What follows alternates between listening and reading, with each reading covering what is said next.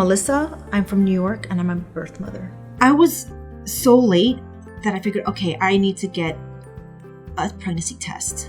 So I got it, and when the test results came in, it was utter shock. So when the baby came, everything was fine. They put the baby on the bed like they do, and they test it out. At 3 a.m,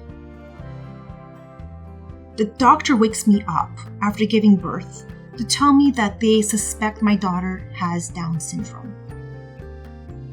I wasn't prepared to take on a special needs child. So now we start looking at adoption agencies. We find Spence-Chapin as well as others. And I think what's so great about Spence-Chapin, they made, as a woman, you're already going through so much emotionally.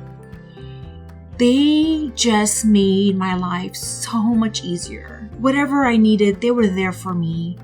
And when you're going through so much, all the help is magnified a millionfold. A lot of people ask me, you have an open adoption, and they just have that quizzical, what's that? You can frame it any way you want. And Spence-Chapin was actually very instrumental in giving me, well, this is what it could look like. This is what you could do. This is what you could ask for. I knew my daughter was taken well care of and in a good, safe home. And seeing her and seeing the family made a huge difference in bringing closure.